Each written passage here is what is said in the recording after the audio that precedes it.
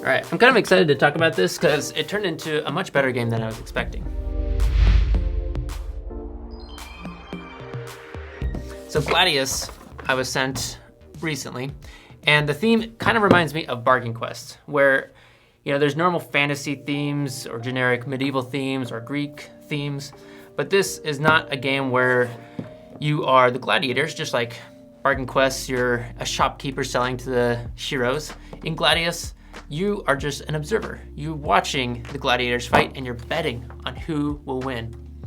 And the fun part is there's a couple key mechanics that make this really interesting. So the first is you have influence. So each of the characters you have as the people betting can influence the fight in some way.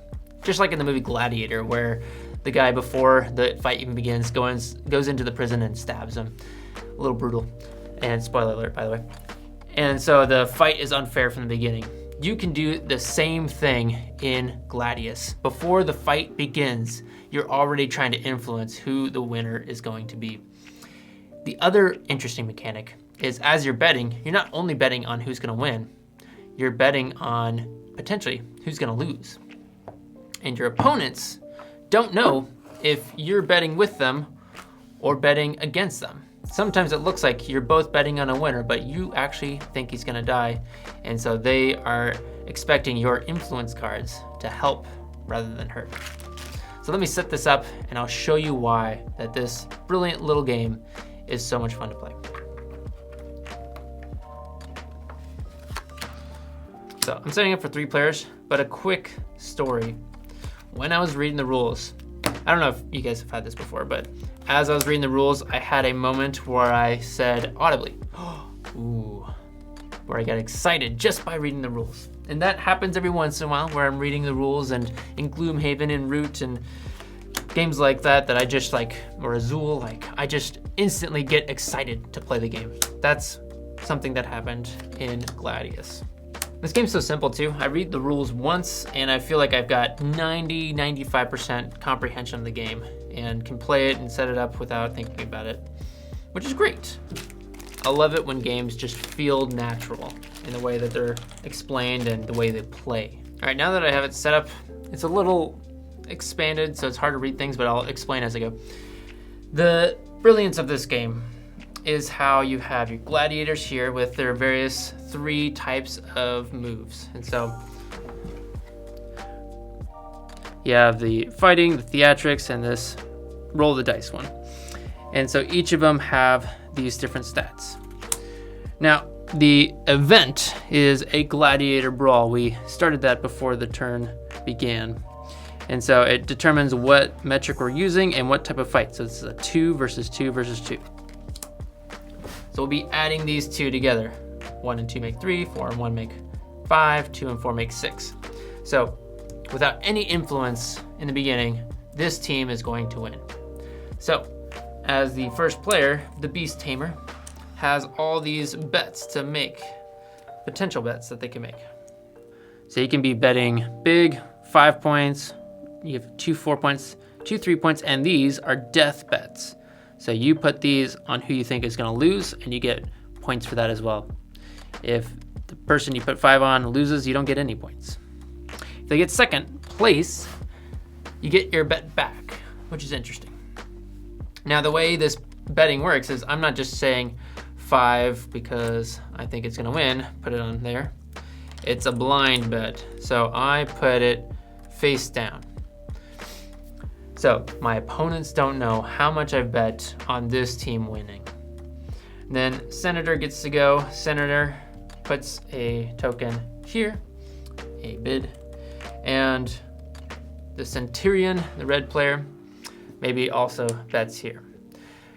Now, the brilliance of this game is we don't know what each has. Now, I am kind of thinking that Centurion is also planning to help influence this fighter to win because they're already in the lead. But perhaps if we look, it's a death bet. They're sabotaging, and so potentially the Centurion will be putting down things that reduce the effectiveness of these fighters and increasing the effectiveness of these and winning the death bet and basically destroying my chances of winning. So that is so interesting. Now the way that you influence a fight. You have cards in hand. Everyone starts with 6 in a 3-player game. And most things you play without other players change. So they're face down. That's what the eye crossed out is. If it's a card with an eye open, you publicly look at all the bet tokens played on one team and may swap your bet token with an unused one. But for the most part, this one, set the gladiators theatrics skill to 0. Add 3 to the theatrics. Set the fight to 0. -2 from each skill. So maybe as the beast tamer, I don't want the blue player to be winning. So I'm going to influence, and you can only choose one of the champions, so even in a team. So I'm going to choose Jakira and say -2 everything there. I pass the turn over to Senator. They influence someone in the same way. Maybe they're expecting this to be a negative thing, so they counteract that. At the end, remove a negative influence. So they put that on there. Then Centurion goes and influences something in some way. This is a -2 on that one. And so as you're going, you can play as many influences as you have in your hand. And before each round, each person draws 2 from their deck. Generally, the advice is play 2 to 3 influences. And the way you end the influence portion is you place a second bet. So maybe Senator is the one who now feels confident in where things are going to shake up and doesn't feel like additional influence cards are going to make that big of a difference. She puts a bet here as well. And Centurion maybe plays another influence. Beast goes there since there's no more room here, and Centurion goes here. So now that the round is over, you flip over all the influence, see how things shook up. So stab wound, this is canceled, so this is at a total of 5. This is a +3 to fight, which doesn't do anything in this case. A -2 from each skill, so this is a 0. So this is at 4, this is at 5, and this is at 3. So this is the winner. So you take both of these, don't look at them. Round 1, that's the first place. This is a, let's see, 5, 4, 3. This is second place, so all these get returned to the players. As you can see, they go back.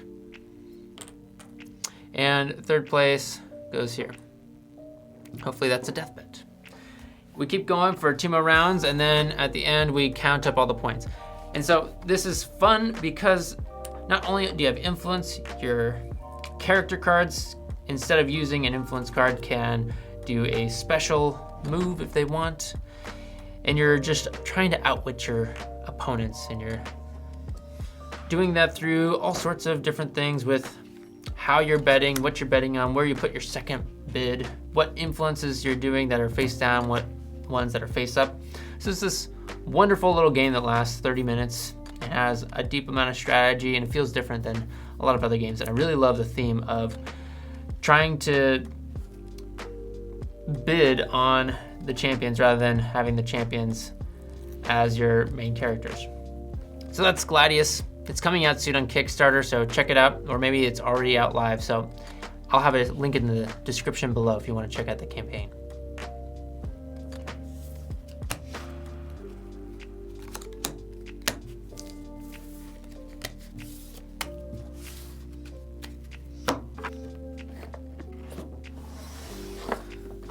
So that's Gladius. Go check it out, see what you think. I like it.